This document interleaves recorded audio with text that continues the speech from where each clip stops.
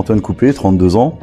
Actuellement, je suis commercial chez Hellman Worldwide Logistics, qui est un transitaire allemand. Je suis jeune diplômé de l'École supérieure des transports, diplôme que j'ai obtenu en septembre 2025. Parcours atypique, puisque avant de me lancer dans le transport, j'ai été pendant 8 années dans la police nationale. D'abord sur le terrain, puis je suis monté en 2017 à Vitry-sur-Seine, à la brigade des mineurs, en qualité d'officier de police judiciaire. Une prospective des transports à horizon 2072. Alors pourquoi la prospective? Initialement, je voulais faire une projection, j'appelle ça une projection des transports à horizon 2050, en parallèle avec les objectifs de Paris pour décarboner tous nos flux, mais pas que. Et derrière ça, mon directeur de mémoire, qui est Christophe Clair, m'a recentré, on m'a dit, ça s'appelle de la prospective. Tu vas commencer par lire Jules Verne, qui me suis dit, tiens, pourquoi pas réécrire le tour du monde en 80 jours, mais projeter 200 ans plus tard que le voyage initial de Phileas Fogg et de Passepartout, c'est-à-dire en 2072.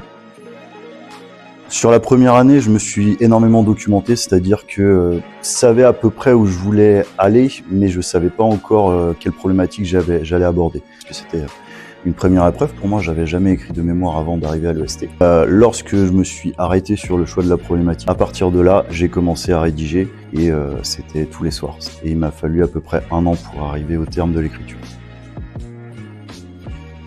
La gestion du temps, c'est quelque chose qui est extrêmement chronophage d'écrire un mémoire, surtout quand on a l'envie de le faire bien et de proposer une version qui soit aboutie et propre, quelque chose dont on serait fier quelque part. Essentiel. Si j'avais pas eu Christophe Clair-Bernard, qui est un intervenant de longue date, lui-même diplômé de l'EST, j'aurais jamais eu le culot, ni même, l'audace de réaliser un tel mémoire.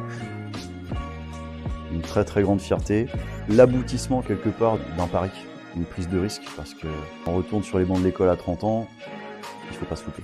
Et je suis content d'avoir eu ce prix, je suis même très fier, parce que c'est aussi l'aboutissement de sacrifices sur ces dernières années, aussi bien professionnels que personnels, et ça m'ouvre énormément de portes aujourd'hui.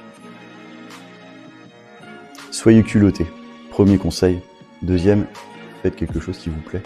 C'est le premier conseil que Florence Bonafous m'a donné en arrivant ici. Faites-vous plaisir.